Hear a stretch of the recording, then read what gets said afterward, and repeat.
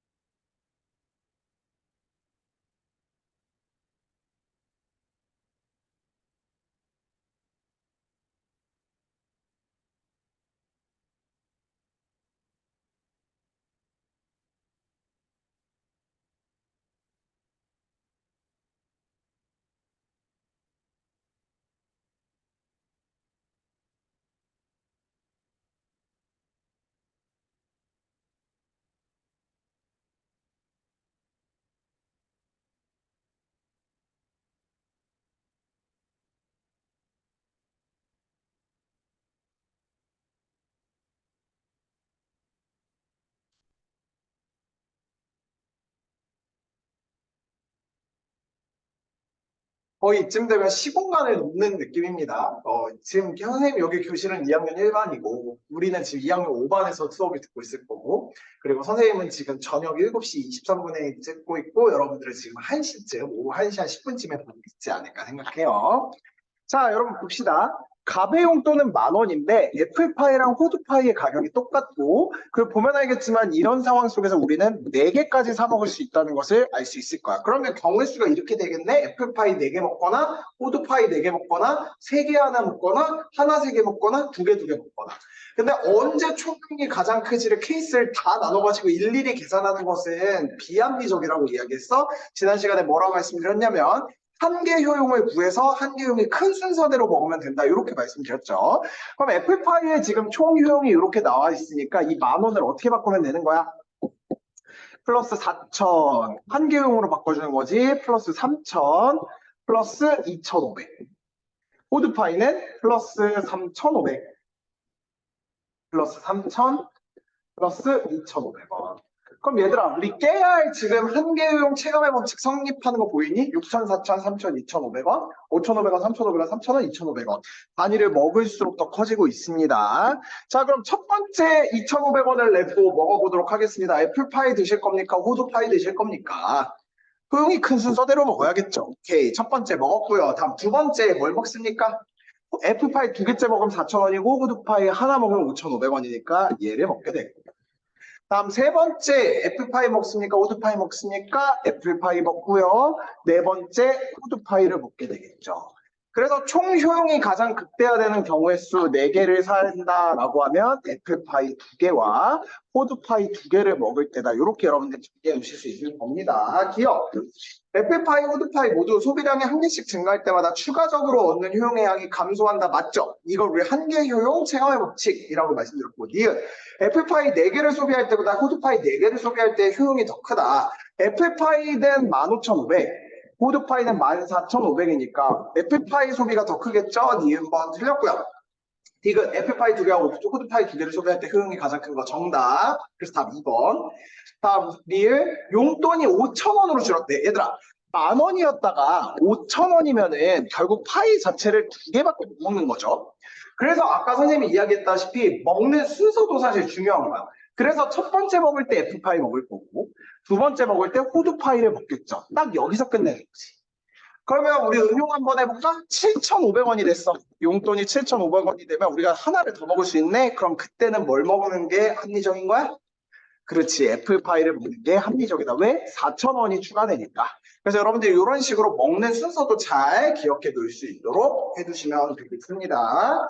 오케이. 자, 그럼 다시 앞쪽으로 넘어오셔서 자, 이번에는 우리 저거 한번 보도록 하죠. 우리 케이스 2에서 얘들아 연습 문제 1하고 연습 문제 2가 있었는데요. 거기 한번 좀 보도록 할게. 그래서 나는 전체를 지금 다 지울 거예요. 보시고. 자, 그러면 여러분들 거기 봤을 때 내가 총 효용하고 평균 효용에 대한 이야기를 했는데 연습 문제 1번에 각 재화의 소비량을 늘릴 때 추가적으로 발생한대. 늘릴 때 추가적으로 발생한다. 요게 바로 우리가 한계 효용이다. 이렇게 이야기를 하는 거고요. 한계 효용. 그리고 각 재화의 소비량을 늘릴 때 한 개당 얻는 이라고 하면 이것은 평균 효용이다. 이렇게 여러분들이 생각을 해놓으시면 되겠습니다. 예를 들어 볼게요. 거기 세우 보시면 총 효용이 10, 18, 20이죠. 그랬을 때 한계 효용을 구하세요라고 이야기를 하면 추가되는 걸로 하면 되겠지. 플러스 8, 0에서 1 커지는 거 있으니까 플러스 10, 플러스 8, 플러스 4. 요게 한계 효용입니다. 이게 한계 효용. 그리고 검은색으로 쓴 것이 총 효용. 그럼 평균 효용은 어떻게 구하느냐? 말 그대로 총 효용을 여기에 1개, 2개, 3개 소비했잖아요. 이거대로 나눠주면 되는 거죠. 그래서 지금 얘가 총 효용이고 얘가 한계 효용이라면 평균 효용은 1분의 10해서 10이 될 거고. 다음에 2개째 먹었을 때 총 효용이 18이래. 그럼 평균 효용은 어떻게 되는 거야? 2분의 18 해서 9. 그 다음 세 번째는 요 3개와 20이니까 3분의 22. 요게 평균 효용이 되겠더라. 내가 가르쳐드리고 싶은 거 한계 효용과 평균 효용은 서로 다른 개념이다라는 걸 여러분들이 정확하게 명시하시고 문제에서 한 개당 얻는 이라고 쓰고 있는지 혹은 늘릴 때 추가적으로 라는 말을 쓰고 있는지 여러분들이 명확하게 봐주시면 되겠습니다. 오케이. 자, 그렇게 하고 우리 이제 케이스 3 한번 가볼 수 있도록 할게요. 표는 값의 X제 소비량에 대한 총 편입과 총 지출액을 나타낸다라고 되어 있대요. 우리 앞에까지는 얘들아 가격이 똑같아. 근데 이제는 그리고 가격을 고려하지 않고 먹는 순서만 따지면 돼. 근데 케이스 3 같은 경우는 어떤 느낌이냐면 편입도 따져야 되고 지출액도 따져야 돼. 그럼 얘들아 보세요. 편익에서 기회비용을 뺀 것을 우리는 다른 말로 뭐라고 이야기를 합니까? 순편익이지. 근데 어떨 때 우리가 합리적이다라고 이야기를 해? 0보다 크다라고 이야기할 때. 그러면 얘들아 우리 생각했을 때 편익하고 지출액을 비교했을 때 만약에 편익보다 지출액이 더 크면 그렇게 소비하면 안 된다. 그걸 일단 명심을 해놓고 우리 가보도록 합시다. 표는 값의 X제 소비량에 따른 총 편익과 총 지출액을 나타낸다고 해보자 라고 했습니다. 그래서 1개 먹을 때, 2개 먹을 때, 3개 먹을 때, 4개 먹을 때, 5개 먹을 때 총 편익이 5, 9, 12, 14, 15. 그 다음에 총 지출액이 3, 6, 9, 12, 15래요. 그럼 이랬을 때 이것들은 어떻게 구하느냐? 여러분들 이런 상황에서 지출하는 금액이 나올 때는요. 반드시 순편익을 구할 수 있도록 해야겠습니다. 근데 뭐 간단합니다. 순편익은. 편익에서 지출액을 빼면 되기 때문에 그래서 순편익 구해볼까요? 순편익이랑 5에서 3 빼면 얼마? 2, 9에서 6 빼면 3, 12에서 9 빼면 3, 14에서 12 빼면 2, 15에서 15 빼면 0. 그럼 다시 말해서 우리가 순편익을 극대화하는 지점에서 소비를 하는 것이 맞죠. 그렇기 때문에 2개 혹은 3개에서 소비를 해야 되는 것이 맞는데 이렇게 생각하면 되겠다. 여기서 3만 원을 더 냈는데 오히려 추가되는 편익이 똑같다. 그래서 순편익이 똑같다. 그러니까 비용을 굳이 지불했는데 순편익이 똑같다. 그럼 굳이 그렇게 소비하지 할 필요는 없겠지? 그래서 여러분들이 2개째 소비할 때가 가장 합리적이다. 이렇게 여러분들이 생각을 해놓으시면 되겠고요. 또 하나, 총편익을 알게 되면 얘들아 한개 편익 알 수 있겠네? 그리고 편익이라는 말이 결과적으로 효용이라는 말과 똑같거든요.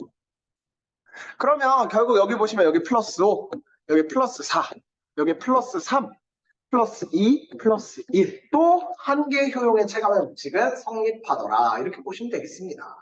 이해가 되시겠죠? 그래서 첫 번째 문제 보시면 순편익은 몇 개를 소비할 때 가장 크게 나타나는가? 2개 혹은 3개. 다음 이 재화의 가격은 얼마인가? 이거 중요한데 얘들아 봐봐. 첫 번째 살 때 이 양반이 3,000원을 지출했어. 근데 2개 살 때는 6,000원을 지출했어. 3개 살 때 9,000원을 지출했어. 그러면 우리 알 것 같아. 이 재화의 가격, 하나당 가격 얼마라고 볼 수 있는 거죠? 그렇지, 3,000원이다 라고 여러분들이 할 수 있다는 거. 다시 말해 총 지출액을 알게 되면 3,000원이 이 재화의 가격이구나 라는 걸 알 수 있다는 거 여러분들이 알고 계시면 될 것 같습니다. 자, 이제 다 왔어요. 이 효용법칙. 선생님이 이름 말 붙인 거긴 해. 효용법칙이라는 말. 그러면 이 효용법칙의 마지막 케이스가 바로 뭐냐면 재화의 가격이 서로 다를 때라고 이야기를 하고 있습니다. 그래서 이 재화의 가격이 서로 다를 때는 이런 거야. 아까는 호두파이랑 애플파이랑 서로 같이 먹었잖아. 근데 이 호두파이랑 애플파이가 서로 가격이 똑같아. 그러니까 어떤 거를 선택하더라도 어차피 나가는 그 금액은 똑같은 거야. 근데 지금 이 경우는 재화의 가격이 서로 다를 때는 어떻게 하느냐인 거거든요. 그래서 이 문제를 한번 같이 보자고요. 뒤에서 우리 뒤에 문제 쪽에 18쪽에 9번 문제를 한번 같이 좀 보도록 하겠습니다. 그래서 페이지 18쪽으로 뒤에 쭉 넘어가셔서 9번 문제 있습니다. 그래서 2021년 11월 7번 문제 한번 여러분들도 시간을 드릴 테니까 풀어볼 수 있도록 하시면 되겠습니다. 지금 한번 풀어보세요.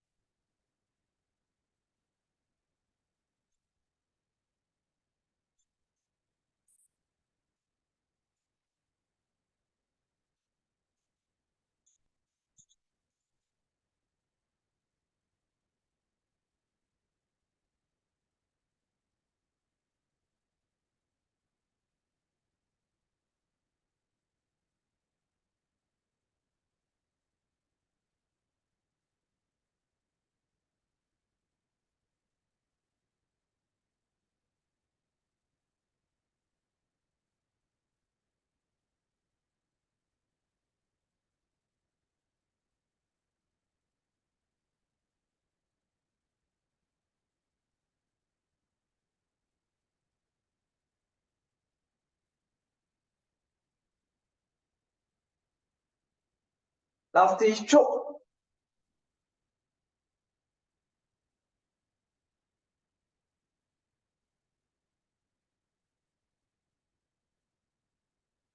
뒤에 딴짓하지 말고.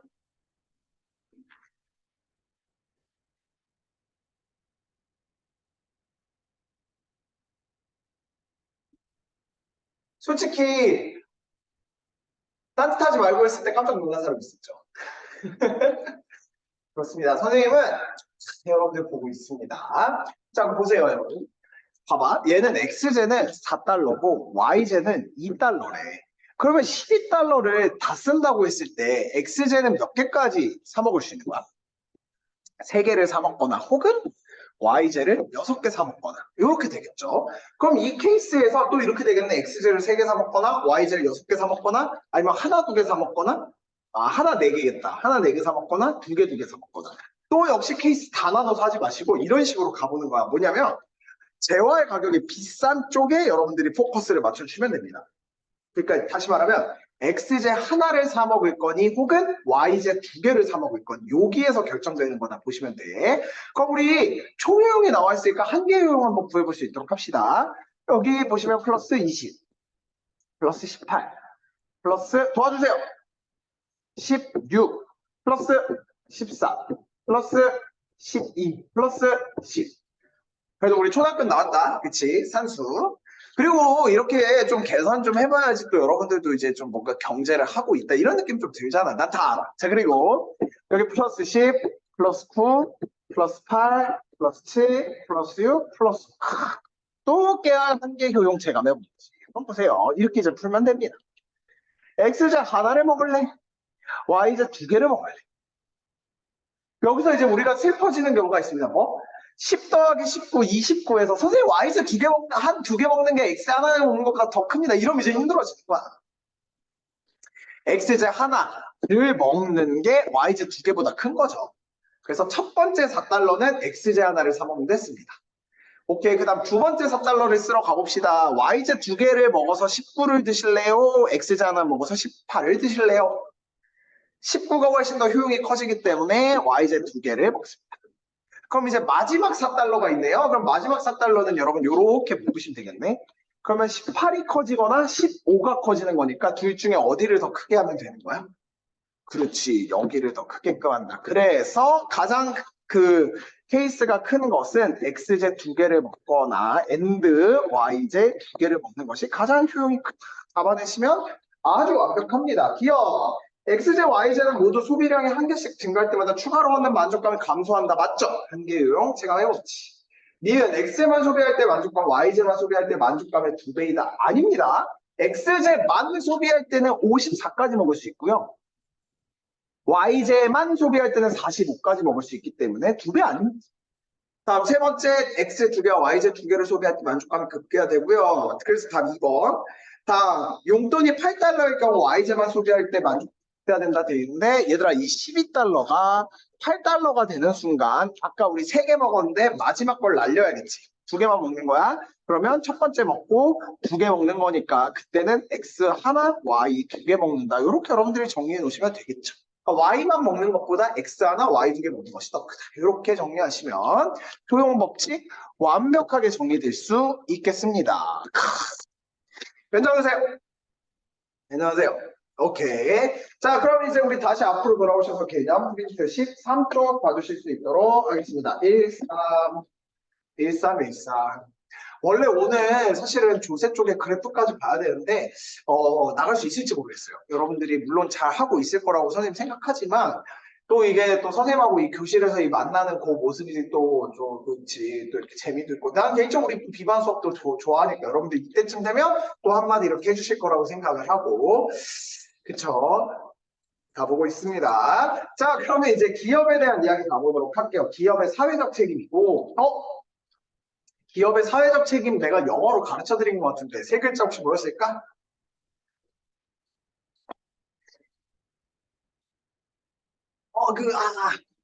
SOC 아니에요.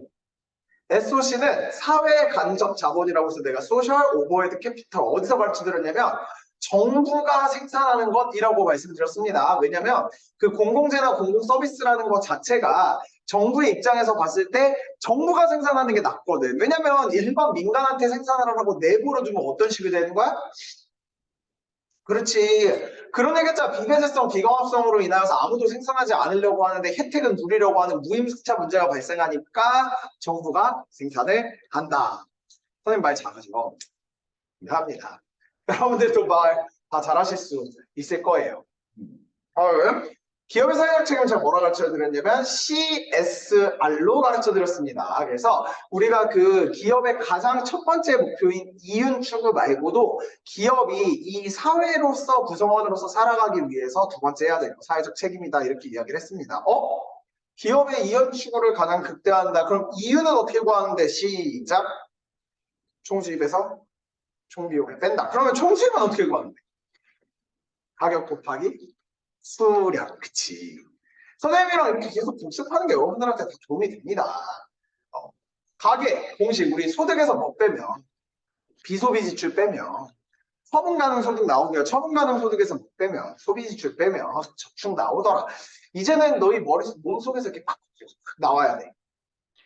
가보자. 그래서 소비자나 지역사회 등과의 관계 속에서 이윤을 추구하는 기업이 사회에 대한 책임을 함께 져야 한다는 거. 그래서 경제적 책임, 재화 서비스를 공급할 수 있어야 되고, 고용도 창출하고, 국가의 세금도 납부하고, 기업이 내는 세금, 법인세, 개인이 내는 세금, 가계.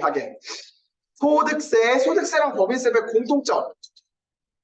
직접세는 뭐랑 뭐가 같은 건데? 납세자랑 담세자가 일치해. 그러면 납세자랑 담세자가 일치하지 않는 건 뭔데? 간접세, 그치. 잘하네. 다음 윤리적 책임, 환경보호, 제품안전 이런 것들에 부합하게끔 기업이 경영을 해야 된다. 당연히 알 거고. 다음 법적 책임, 법을 준수하는 범위 내에서 기업의 활동을 해야 된다. 회계, 투명성, 공정거래, 소비자의 권익을 보호할 수 있도록 이 법적인 책임을 다해야 된다. 이렇게 이야기를 합니다. 그래서 선생님 요거 수업할 때마다 항상 제자들한테 하는 말이 있습니다. 뭔지 알아요? 제발. 지금 여기에 TV가 있는데 여러분들 나중에 선생님이 이렇게 뉴스 돌리다가 딱 TV를 틀었는데 너네가 갑자기 이런 식으로 나오면 이제 내가 슬퍼지는 거야. 그치? 쟤 내가 가르쳤던 애인데 아는데 이러면 선생님 마음이 어떻게 되겠냐? 당연히 안 좋겠죠. 그러니까 선생님도 약속할게. 선생님도 뭐 법적으로 문제가 될 건 없게끔 생활을 할 테니까 여러분들도 그런 일로 막 이렇게 가고 그러지 않도록 하면 좋겠습니다. 막 회계, 횡령 이런 거. 안 돼. 좋은 일은 얼마든지 가능합니다. 좋은 일 뉴스에 많이 나올 수 있도록 해주시면 좋겠습니다. 내가 그걸 보면서 저 친구한테 내가 경제를 가르쳤는데 뭐 이렇게 생각할 수 있었으면 선생님도 너무 좋겠어요.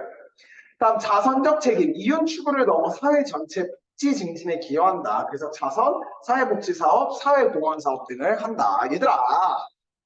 내가 또 이거 얘기할 때마다 항상 하는 얘기가 있어요. 왜냐면 기업이 그래서 이 사회적 책임을 다하기 위해서 자선사업 같은 걸 하는 일종의 하나가 뭐냐면 장학재단 같은 거를 좀 운영을 하거든요. 그러면 이 장학재단을 통해서 어떤 식으로 활동을 하느냐, 그 장학금 같은 거를 주는데 심지어 어떤 경우도 있냐면 아예 이 친구의 4년 등록금을 다 내주고 그리고 이 친구가 그 대신 우리 회사로 반드시 취업을 해서 일할 수 있도록 이렇게 시스템을 마련해 놓기도 해요. 물론 잘하는 친구들한테 혜택이 가겠지. 그러면 이 친구들은 대학교 등록금도 해결되고 그리고 취업 걱정도 해결이 되는 거예요.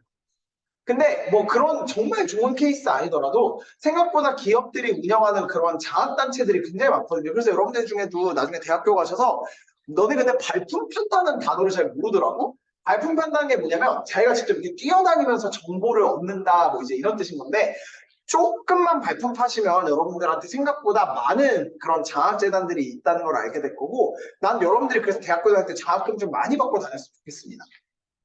물론 성적우수 장학금도 있고 가계혼란 장학금도 있지만 국가 장학금도 있지만 이 성적우수 장학금은 최근 들어서 조금 비중이 떨어진 건 사실이거든. 그래가지고 뭐 국가장학금이나 아니면 다른 여러 형태의 장학금을 여러분들 많이 받고 다니셔서 그 대학교 다니실 때 어떤 금액적인 금전적인 것 때문에 너무 어렵지 않으셨으면 좋겠습니다. 문제. 선생님은 대학교를 다니면서 성적 우수 장학금을 받아본 적이 있다 없다? 당연히 있다라고 대답했을 것 같아. 내가 지금 시공간을 넘어 있지만 분명히 있다라고 얘기했겠죠. 정답은 없어. 선생님 공부 못했구나. 아니에요. 선생님 학교 다니면서 우수상도 받았던 사람이에요. 대학교 다니면서.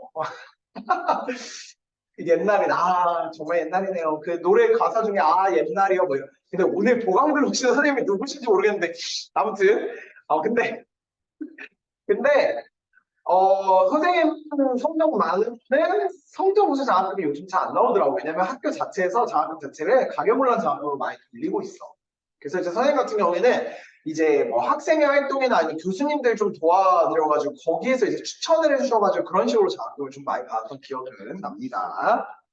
자, 그러고 나서 이제 사회적 기업인데, 그러니까 사회적 기업은 뭐냐면 아예 기업의 이윤 추구와 사회적 책임을 결합해서 사회적 책임을 다하기 위해 이윤을 추구하는 기업이다. 이렇게 생각해 놓으시면 되겠죠. 그래서 취약계층에게 사회 서비스 또는 일자리를 제공함으로써 지역 주민의 삶의 질을 높이는 등 사회 목적을 추구하면서 영업활동을 수행하는 기업. 그래서 이윤 극대화를 추구하더라도 이제 사회적 목적을 추구하면서라는 것도 있다는 거 알고 계시면 되겠습니다. 자, 그럼 이제 비용 법칙이라는 걸 한번 가보도록 하겠습니다. 그래서 이 비용 법칙은 제가 여러분들한테 알려드렸던 이윤 공식에서 나오는 파생되는 법칙이다 이렇게 생각하시면 될 것 같은데, 자, 이제 또 우리 또 칠판으로 가야지, 그치? 자, 그러면 이제 우리 비용 법칙에 대해서 좀 알아보기 위해서 우리 그 밑에 문제를 한번 바로 볼 수 있도록 합시다. 표는 각 기업의 X제 생산량에 따른 평균 수입과 평균 비용을 나타낸다. 각 기업은 X제를 5개까지만 생산할 수 있고 생산된 X제는 모두 판매된다라고 이야기를 합니다. 그래서 여러분들 이렇게 생각하면 돼. 총 수입이 있고 우리 초용 배웠던 것처럼 평균 수입이 한계 수입이 있습니다. 원리는 똑같아요. 이 말만 바른 거지. 그리고 총 비용이 있고 평균 비용이 있고 그리고 한계 비용이 있거든. 그래서 각각이 어떻게 다른지 한번 가보자는 거야. 자, 보시면 생산량이 1, 2, 3, 4, 5일 때 평균 수입이 지금 뭐라고 쓰여 있냐면 10, 10, 10, 10, 10 그리고 평균 비용이 66, 7, 7, 7 이렇게 되어 있습니다. 66, 7, 7, 7 그러면 여러분들 있잖아요. 우리가 가장 관심 있는 건 뭐냐면 이 공식을 정확하게 기억해 주세요. 이유는 총 수입에서 총 비용을 빼는 것이다. 이걸 여러분들이 좀 잘 기억을 해줬으면 좋겠어. 선생님 바람이야. 우리의 소원은 공식을 잘 아는 거. 미안합니다. 내가 지금 8시가 다 돼가지고 내 정신이 없어. 자, 그럼 이 평균 수입은 얘들아 총 수입으로 바꿀 수 있겠네? 그러면 평균 수입을 한번 총 수입으로 바꿔봅시다. 야, 이 평균 수입이라는 말이 총 수입에서 생산량. 근데 얘들아 여기는 문제 조건이 달려 있는데 생산량하고 판매량이 똑같대. 생산된 건 다 판매된다고 하니까. 그러면 다시 말하면 평균 수입에다가 생산량을 곱하면 총 수입 되는 거 맞니? 그치? 그럼 한번 가보자. 총 수입이 어떻게 되나요? 10, 20, 30, 40, 50. 그러면 총 비용 어떻게 되니? 총 비용. 자, 보시면 6, 12, 우리 99 다닙니다. 73, 21, 74, 28. 정말 이거 못하면 초등학교 2학년으로 가야 돼요, 여러분들이. 그리고 75, 30. 얘들아, 총 수입 알았고, 총 비용 알았으니까 결국 이제 뭘 구할 수 있는 거니? 빰빠바밤. 그치, 총 수입에서 총 비용을 뺀 이윤이라는 녀석을 구할 수 있는데요. 이윤은 어떻게 구해지는 거다? 10에서 6을 빼면 4, 그 다음에 20에서 12 빼면 8, 30에서 21 빼면 9, 40에서 28 빼면 12, 50에서 35 빼면 15. 이윤이 가장 극대화되는 지점 어디? 그렇지, 5개. 따라서 이 기업은 5개를 만들어서 갖다 팔면 이득이 될 것이다. 이렇게 생각하시면 되겠습니다. 그리고 밑에 보시면 이윤의 극대화 지점은 몇 개를 생산할 때인가? 5개를 생산할 때이다. 이렇게 적어 놓으시면 되겠어요. 맛있게요. 여기가 경제 맛집. 오케이. 자, 그럼 그 밑에 이 재화의 가격은 얼마입니까? 여러분, 내가 옛날에 이런 공식을 가르쳐 드린 적이 있습니다. 뭐냐? 총수입은 가격 곱하기 수량이라 그랬어요. 근데 지금부터 제가 신기한 것을 가르쳐 드리도록 하겠습니다. 뭐냐? 평균 수입 있잖아. 이 평균 수입이라는 거 여러분들 총 수입을 판매량으로 나눈 거 맞아요? 여기서 판매량과 생산량은 일치한다고 했습니다. 표 자체에서 요거를 준다고 했어, 조건 자체를. 그럼 보세요. 다시 말하면 가격 곱하기 판매량, 수량을 판매량으로 나눈 거랑 똑같아요. 아니, 니네가 그랬잖아. 총수입이 가격 곱하기 수량이랬네. 그럼 가격 곱하기 판매량 그 자리에다 그냥 분자 넣은 거야. 그럼 얘가 어떻게 되는 거야? 그럼 뭐? 가격.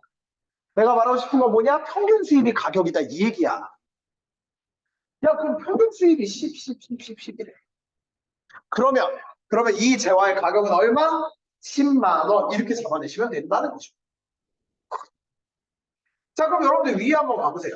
총 수입은 가격 곱하기 판매량. 총 비용은 제조하는 데 들어가는 비용. 그래서 평균 수입은 생산량, 총 수입을 생산량으로 나누는 것으로서 재화 1단위당 수입, 다시 말해 가격이랑 똑같아요. 평균 비용, 총 비용을 생산량으로 나누는 것이다. 이렇게 되고요. 여러분 그러면 한 개 수입하고 한 개 비용도 구할 수 있는데 한 개 수입, 한 개 비용. 왜? 1단위씩 커지면 되죠. 총 수입하고 총 비용을 구해놓고 각각의 한 단위씩 더 커지면 되는 거 맞지? 그럼 보세요. 지금 얘가 총 수입이잖아요. 그럼 여기서의 한 개 수입은 어떻게 되는 거야? 플러스 10, 플러스 10, 플러스 10, 플러스 10, 플러스 10. 이게 한 개 수입. 그럼 한 개의 비용은 어떻게 되는 거야? 플러스 6, 플러스 6, 플러스 7, 9, 미안합니다. 9예요, 9. 플러스 7, 플러스 7. 이렇게 되는 것이. 이게 한 개 비용. 그러니까 총 수입하고 총 비용 구해놓고 각각 하나씩 커질 때마다 몇씩 커지는지를 계산하면 한 개 수입하고 한 개 비용 구할 수 있겠네. 그럼 얘네 이제 6개 단어 우리 다 알았다. 근데 제일 중요한 건 내가 아까도 노래까지 불렀어. 우리의 소원은 이 공식을 다 아는 거. 그러니까 여러분들 이렇게 비용 법칙에 관련한 문제가 나오면 저거 세팅을 잘 해놓으면 끝! 이라고 보면 돼. 우리 문제 한번 풀어볼 수 있도록 하겠습니다. 뒤로 가세요. 뒤로 가셔서 페이지로 19쪽을 펼쳐봅시다. 선생님 원래 이렇게 노래 안 부르는데 그쵸? 나 원래 되게 얌전한데. 아 얌전하지 않아. 아 미안해. 나도 얌전하진 않은 거 나도 알아. 근데 노래는 안 부르잖아. 페이지 19쪽에 5번. 우리 2018년도 7월 2번 한번 또 여러분들이 풀어볼 텐데요. 부탁입니다. 총 수입, 총 비용 이윤을 잘 구해놓을 수 있으면 좋겠습니다. 지금 한번 들어보세요.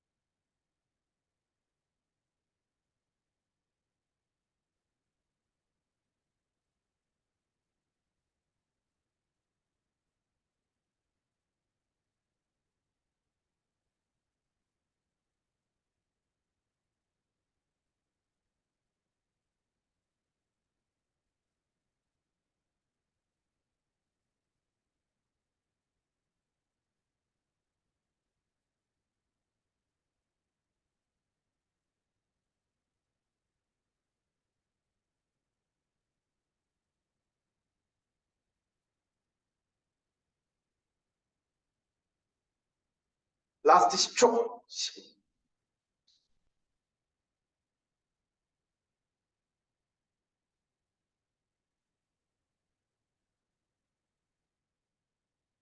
그만. 얘들아 평균 비용이 나왔을 때 내가 아까도 얘기했어. 이윤이랑 총수입이랑 총 비용만 잘 구하면 된다고 했었어. 그쵸? 그럼 우리 평균 비용이 있으니까 여러분 총 비용 구해보도록 합시다. 총 비용 어떻게 구해집니까? 9, 27에 14, 36, 18, 45, 25, 7에 35. 자, 총 수입이 있고 총 비용이 있으니까 결과적으로 우리 뭐만 구하면 되더라. 이윤. 그럼 얼마가 이윤이 있는지 가보도록 하자고요. 7에서 9 빼면 얼마야? 마이너스 2. 선생님 마이너스 2가 나오나요? 아, 나올 수 있죠. 내가 벌어들이는 돈보다 비용이 더 크면은 뭐 그럴 수 있지. 그러면 한 개를 생산하면 되는 거 안 되는 거야? 우리 이윤의 극대화를 추구해야 되는데 이윤이 안 나오는데 뭘 생산해? 큰일 나는 소리지.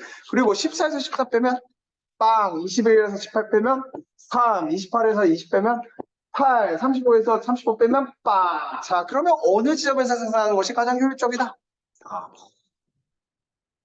보도록 하자. 1번 생산량이 4개일 때 이윤은 최대가 된다. 정답. 2번 생산량이 증가하더라도 X의 평균 수입은 일정하다. 얘들아 평균 수익은 어떻게 돼? 이 재화의 가격을 물어봅니다. 얼마? 7만 원. 그렇지. 다음 4번째. 생산량이 2개일 때와 5개일 때의 이유는 모두 빵 맞고요. 4번. 생산량이 증가할수록 X제 한 개당 생산 비용. 얘들아, 한 개당 생산 비용. 한 개당. 이게 뭐야? 이게 평균 비용이야. 얘들아, 평균 비용 감소. 오, 증가하네요. 그래서 다음은 4번. 옳지 않은 거는. 자, 5번 생산량이 한 개씩 증가할 때마다 추가적으로 얻는 수익. 추가적으로. 이게 뭐인 거야? 한 개 수익. 보시면 아시겠지만, 플러스 7, 플러스 7, 플러스 7, 플러스 7, 플러스 7. 일정하죠. 그래서 답은 5번 찾아내시면 되겠습니다. 4번. 미안해요.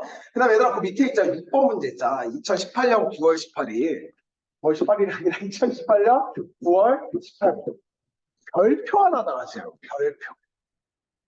이 문제는 아마 우리 진도 다 나가고 선생님이 마지막에 풀어줄 건데 이거 진짜 중요하고 이거는 문제에서 우리가 배워야 될 게 너무너무 많은 아주 욕 아닌 주옥 같은 문제야. 주옥 같은 문제. 알겠죠? 그래서 얘는 별표 하나 달아놓으시고 여러분들이 이 문제를 푸시면서 아주 꼼꼼하게 개념을 잘 배울 수 있도록 해주시면 되겠습니다. 자, 그럼 이제 앞으로 나왔어. 13쪽 다시 돌아오셔서 이제 조세 갈 건데 이제 마무리 조금 이제 짓도록 할게요. 거기 보시면 조세 종류에는 소득세, 소득에 대한 세금, 법인세, 주식회사에 같은 법인의 소득에 대한 세금, 부가가치세, 우리 잘 알지만 부가가치세 뭐야? 물건 살 때 내는 거지. 그래서 재화 또는 서비스가 생산, 유통되는 그 모든 단계에서 기업이 만들어내는 가치에 대한 세금, 개별 소비세는 특정한 장소에 입장하는 행위, 영업행위에 별도로 부과되는 세금이다. 이렇게 얘기를 하는데 이거 재밌는 거. 개별 소비세는 간접세거든요. 물건을 살 때 내는 세금이야. 근데 여러분들은 아마 개별 소비세를 내본 적은 없을 거예요. 개별 소비세를 내는 그 재화나 서비스라는 건 진짜 비싸야 되거든. 거의 뭐 몇 천 단위? 그러니까 그 재화를 사는 것에 대해서 세금을 내는데 나 잘 생각해보자. 물건을 사는 거에 내는 세금이라서 간접세기는 해요. 간접세긴 한데 잘 봐봐.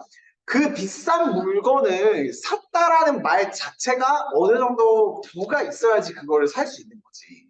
근데 만약에 개별 소비세를 더 늘리잖아? 그러니까 세율 자체를 개별 소비세가 늘리잖아? 그러면 그 상대적으로 그 비싼 물건을 사는 사람들이 세금을 더 많이 내겠네. 그래서 이게 오히려 어떤 효과가 나냐면 간접세인데도 불구하고 누진세가 아니고 비례세인데도 불구하고 오히려 누진적인 성격이 생기기도 해요.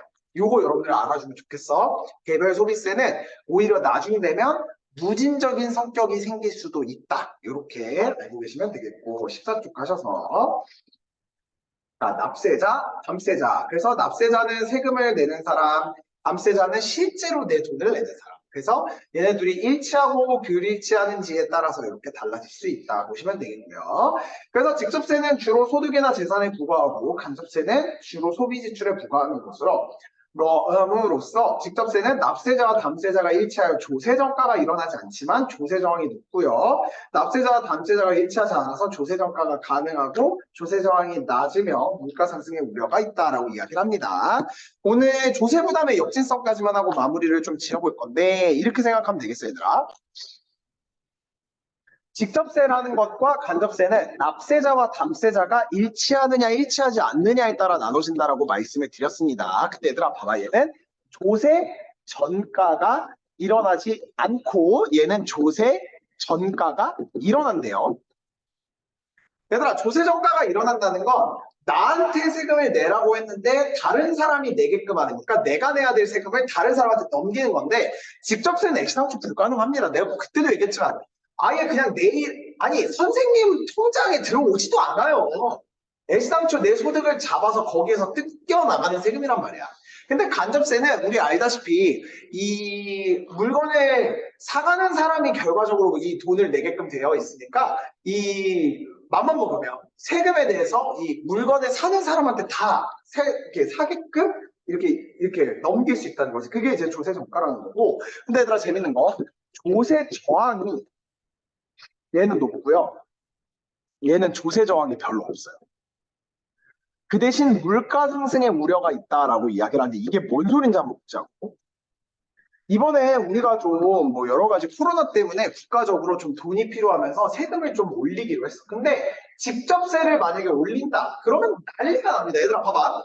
1년에 너한테 예를 들어 15% 내라고 했는데 너한테 20%를 내라고 해. 그러면 정말 가만히 있는데도 나는 오히려 실질 소득이 감소하는 효과가 나타나거든. 그러니까 세율을 올린다고 했을 때 난리가 납니다. 조세 저항이 크죠. 근데 봐봐.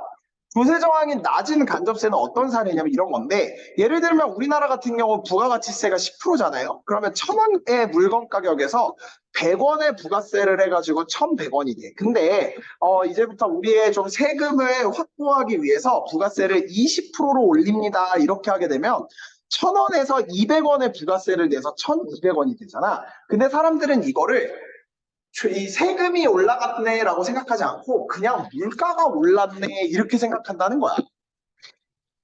이해가 되겠지? 그러니까 왜냐면 이게 직접적으로 너한테 내라고 한 게 아니라 물건 가격이 올라가는 곳에서만 그치기 때문이죠. 하지만 물가 상승이 이런 식으로 하게 되면 문제가 생길 수 있다. 근데 우리 직접세가 얘들아 누진세랑 친하다 보니까 사실은 소득 재분배 이런 거 하려면 직접세를 올리는 게 맞거든? 근데 그럼 조세 저항이 심하대. 그래서 이게 딜레마인 거야. 오케이. 그 다음에 일반적으로 누진세율이 적용되어 소득 재분배 효과가 크고 조세 정의가 실현되지만 간접세 같은 경우에는 일반적으로 비례세율이 적용돼서 조세 부담의 형평성이 낮고 오히려 조세의 역진성이 생길 수도 있다. 조세의 역진성. 그래서 여러분들 거기 밑에 보시면 조세 부담의 역진성은 소득이 적은 사람이 소득이 많은 사람보다 소득에 비하여 더 높은 비율의 세금을 적용받는 현상이다. 이렇게 이야기를 합니다. 뭔 소리냐면 1년에, 아니야, 한 달에 10,000원 버는 사람이 있고, 한 달에 1억 버는 사람이 있어. 근데 이 사람들이 둘 다 마트에 가서 1,000원짜리 물건을 샀어. 그러면 이 사람도 100원의 부가세를 낼 거고, 이 사람도 100원의 부가세를 낼 거야. 겉에서 보기에는 똑같이 물건을 샀으니까 100원을 내네. 똑같다. 이렇게 생각하고 있지만 얘들아 봐봐. 10,000원 내는 사람한테는, 10,000원을 버는 사람한테는 이 100원이 굉장히 큰 포션이야. 100분의 1. 근데 1억 버는 사람들한테 이 100원은 뭐 0.000 몇 프로인 거지. 그러니까 오히려 같은 세율을 적용을 시켜서 그러니까 동일한 물건을 사면 동일한 세액을 내게끔 하게끔 세팅해 놓은 것이 오히려 어려운 사람들한테는 자신의 소득 대비 더 많은 세금을 내게 한다라는 점에서 조세 부담의 역진성이 있다까지 여러분들이 정리를 해 놓으시면 되겠습니다. 자, 있잖아. 우리 D반은 이제 그 조세 그래프 했거든?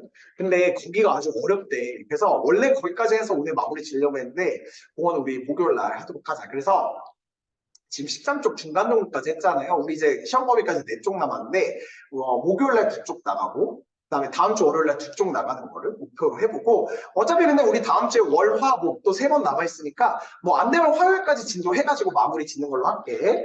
자, 그래서 질문 많이 해주시고요. 여러분들 공부 열심히 해주시고 경제가 또 첫날이잖아. 열심히 달려볼 수 있도록 하시면 되겠습니다. 자, 그럼 우리는 내일 학교에서 혹은 목요일 수업 시간에 만날 수 있도록 하겠습니다. 다들 안녕.